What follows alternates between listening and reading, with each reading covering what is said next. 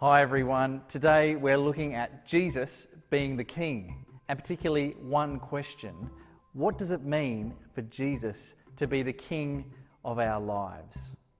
Now the other day, Josephine, my daughter, asked me a really good question. She said, "Daddy, why is Jesus' last name Christ?" And of course, Jesus' last name isn't Christ. Christ is a title. It's the Greek word, which comes from the Jewish word Messiah, which means anointed king. So Jesus is the King, and he's the King of our lives as followers of Jesus. Now, this idea of God being the King of his people is traced all the way through the Bible, right from the beginning of the Bible, right all the way to the last page. We see that in the beginning of the Bible, God calls Abraham to come and be a nation, to grow a people, Israel, out of Abraham. And he said he'll be their God and he'll bless them and they'll increase so that they're a blessing to the world. When the Israelites were in slavery in Egypt, God led them out of slavery by Moses, and he gave Moses the law. So God delivered them and guided them through his law.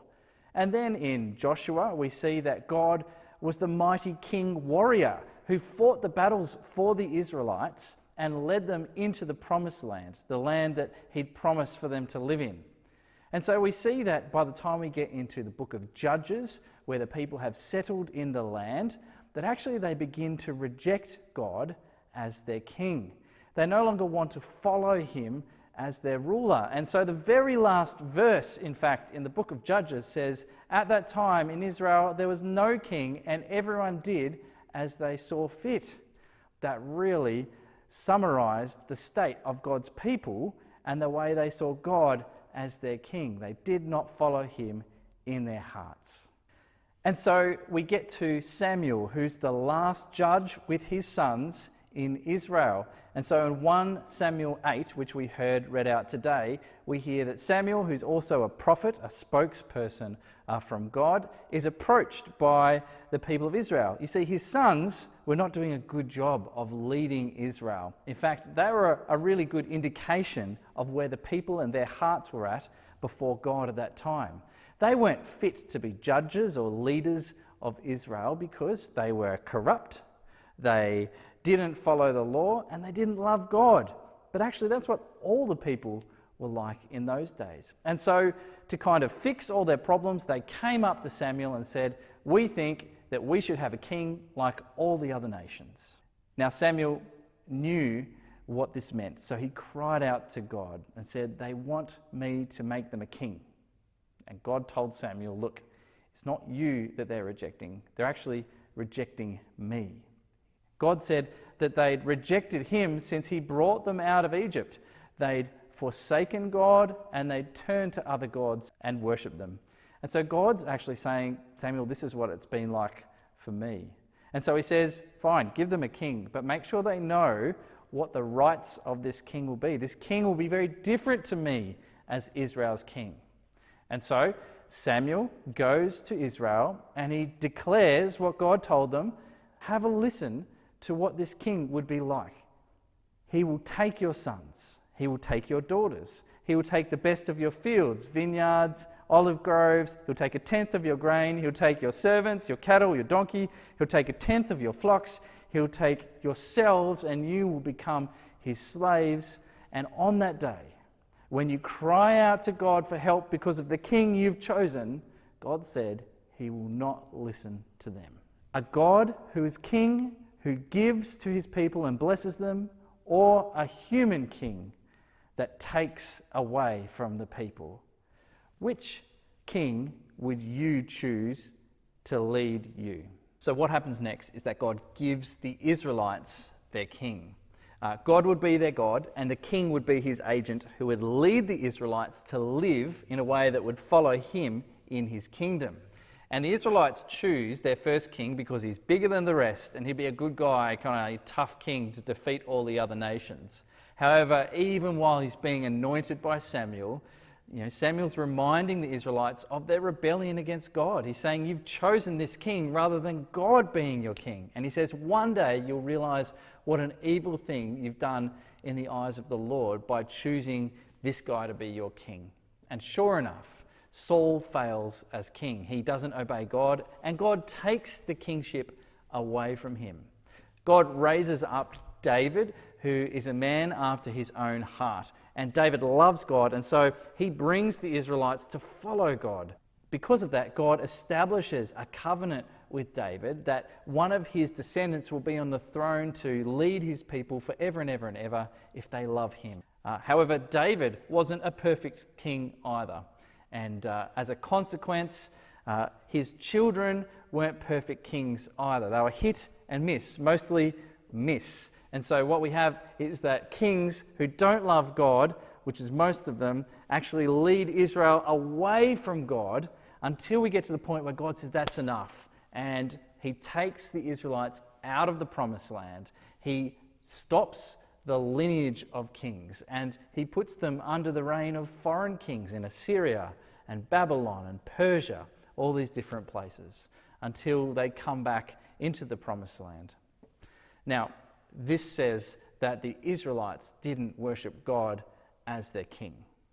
So what was God going to do about this? Well, God hadn't given up, and at just the right time, he sent his son, Jesus, to come and be the king of his people. It seemed like a kind of unlikely time to send a king to Israel. Politically, there'd been no king for hundreds of years. In fact, the Israelites were under the rule of a Gentile empire, the Roman Empire, and they'd put in place these kind of puppet kings who were Herod and his family. And religiously, it wasn't an ideal time either.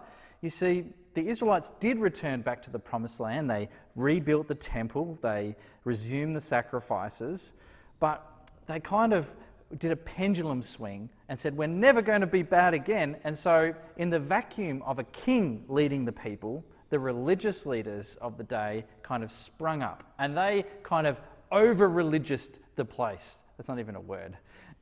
They put really stringent rules on people to make sure that they wouldn't sin the way that people did before.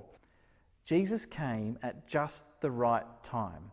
Politically, Jesus came as a king. He was God's agent, but he wasn't just a man. No, this man is God's son, so he's God and man together. He's the ultimate king. His mission was to come and lead people into God's kingdom. And he was given the title Christ, which means the anointed one, to show that he was God's chosen one. And he wasn't just anointed with oil like any other king, he was anointed with God's Spirit.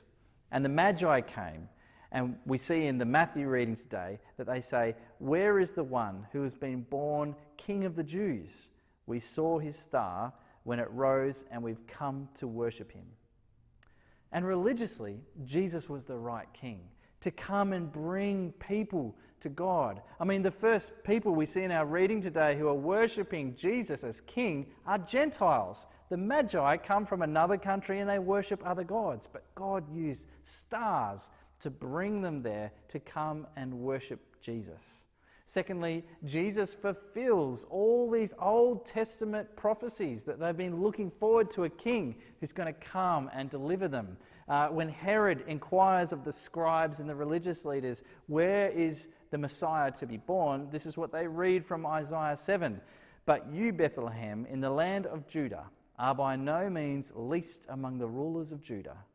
For out of you will come a ruler who will shepherd my people Israel. And so Jesus is God's anointed, chosen king to come and rule his people and lead his people. And we see a great picture of this when the Magi come and find Jesus. When they saw the star, they were overjoyed. On coming to the house, they saw the child with his mother Mary, and they bowed down and worshipped him. Then they opened their treasures and presented him with gifts of gold, frankincense, and myrrh. These Gentile men coming and worshipping Jesus, making him their king, showing him worth. So here's the question for today. How is Jesus king of our lives? And how do we respond? How do we make Jesus king of our lives? Well, it's to believe that he is who he says he is, the way, the truth, and the life. Jesus is the way to God. There's no other way to God except through King Jesus. Secondly, he's the truth. As he stood there on trial before Pilate, listen to this conversation Pilate and Jesus were having. "You are a king then," said Pilate. Jesus answered, "You say that I'm a king. In fact, the reason I was born and came into the world is to testify to the truth. Everyone on the side of truth listens to me." "What is truth?" retorted Pilate. I want us to think about how we make Jesus king of our lives by simply saying Jesus is a better king. He's better than the king that would take and take and take, because he's God's anointed king. Jesus came and he gives and he gives and he gives, just like God did with his people at the start of the Bible. Jesus gives us life. Jesus gives us healing. Jesus gives us forgiveness. Jesus gives us a relationship with God, and Jesus gives us this hope and this future of eternal life with him and the Father in the new creation. Jesus is better than the kings before. I want to finish up with the lyrics of this great old hymn, which I think sums up Jesus being the king of our lives really well. "What he says we will do, and where he sends we will go. Never fear, only trust and obey. Trust and obey, for there's no other way to be happy in Jesus but to trust and obey." We're going to over-religious it. Over-religious. I don't